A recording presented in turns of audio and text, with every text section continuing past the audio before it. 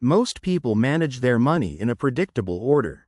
They earn, they pay bills, they spend on daily life. Then, if anything is left, they save. The problem is that something almost always comes up. The leftover amount keeps shrinking. The saving keeps getting postponed. Years pass. Income grows. Savings barely move. There is a simple rule that flips this entire pattern. It is called paying yourself first. At its core, paying yourself first means treating your savings and investments as the first bill you pay each pay period.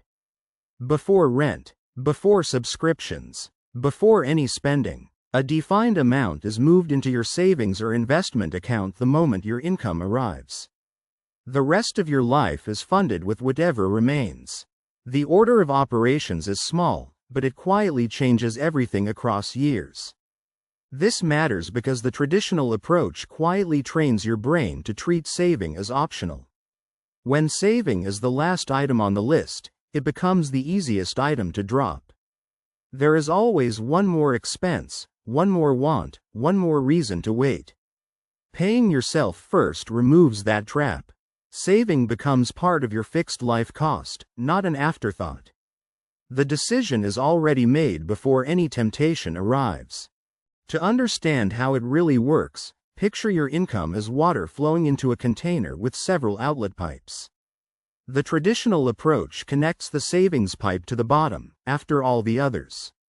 By the time the water reaches it, very little is left. The pay-yourself-first approach puts the savings pipe at the top, just under the inlet. The savings fills first. The rest of the container handles everything else. Let us look at a simple example. Imagine someone earning $2,500 each pay period. Under the traditional method, they wait until the end of the period to save whatever is left, which is often nothing. Under the pay-yourself-first method, they automatically move $250 into savings the moment the paycheck arrives. Same income, same lifestyle pressure, very different savings outcome over the year. A common mistake is treating pay yourself first as a willpower exercise instead of an automated process. People intend to manually move money each payday. They forget, life happens, the transfers stop. The whole rule depends on automation. Once a recurring transfer is set up, no willpower is needed each period. The saving simply happens. Removing the decision is what makes the rule work for ordinary humans, not just disciplined ones. There is also a hidden risk in setting the percentage too high too quickly. If you suddenly direct half your income to savings, your daily life may feel uncomfortable. You may abandon the rule entirely. A small start that you keep is far better than a perfect plan that you quit. 5% is better than 0. 10% is better than 5. The rule grows easiest when you build it gradually inside a sustainable lifestyle. A useful way to picture pay yourself first is as paying a quiet partner who is invested in your long-term future. That partner is you, many years from now. Every payday, you send them a small payment for the work they will do later, handling future expenses, supporting future you, providing future stability. Most people forget this future partner. The rule makes sure they get paid before anyone else takes their share. A second key idea is where the money goes once it is paid. Simply moving money into another regular checking account does not protect it. Pay yourself first works best when the money flows into accounts dedicated to specific goals. An emergency fund, a retirement account, an investment account, a sinking fund for known future expenses. The separation creates psychological distance from the daily spending, making it easier to leave alone. A practical example helps. Imagine someone earning a steady salary who sets up 4 automatic transfers on payday. A small amount to an emergency fund, a larger amount to a retirement account, a medium amount to a general investment account, a small amount to a vacation sinking fund. None of the money sits in the daily checking account waiting to be spent. The structure quietly directs the income before any decisions are made. Beginners often misunderstand the role of raises and bonuses. Many people quietly absorb every raise into lifestyle inflation. Pay yourself first becomes much more powerful when raises are treated as opportunities to increase the percentage paid forward. Half the raise can go to savings or investments. The other half can be enjoyed. The lifestyle still improves. Future security improves at the same time. Both halves benefit instead of one being silently consumed. There is also a psychology angle. The rule produces an emotional benefit beyond the math. Knowing that you have already paid your future self creates a quiet sense of progress. The rest of the spending feels guilt-free, because the most important financial action has already been completed. The same lifestyle suddenly feels lighter.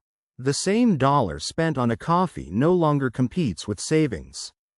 Saving has already happened. A simple practical rule helps you apply pay yourself first immediately.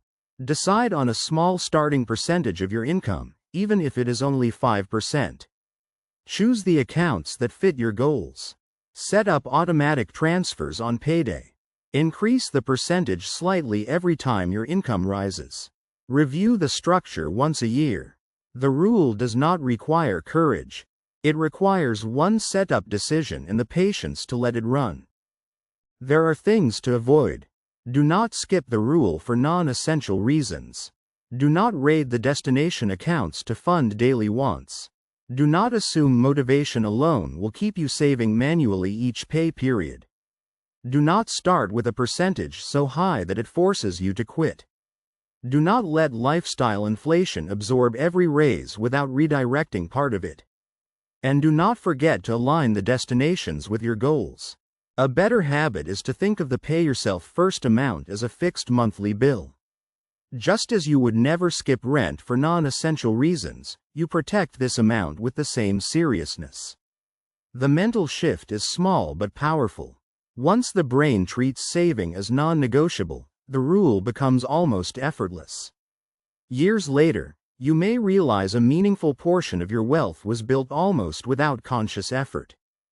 Over the long term, paying yourself first changes the entire pattern of financial life. Emergency funds get fully built. Retirement accounts grow steadily. Goals reach completion. Lifestyle continues to be enjoyed without guilt. The amount of effort required from your willpower drops dramatically. The compounding effect of consistent saving and investing slowly multiplies in the background. The decision was made once. Its benefits are felt for the next several decades. So here is the short version. Pay yourself first means moving a defined portion of your income into your savings and investments before anything else. The rest funds your normal life. Automation makes the rule sustainable. Start small. Grow gradually. Direct the saved money into separate dedicated accounts. Treat the transfer as a non-negotiable monthly bill. The decision is small. The cumulative effect is one of the strongest in personal finance. If you have struggled to save consistently, this single rule may quietly fix the entire issue.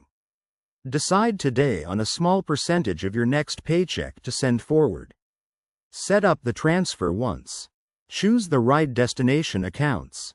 Let the system run. Adjust over time. Pay yourself first is not glamorous, but it is one of the most reliable habits ever invented for ordinary people who want to quietly build long-term financial strength.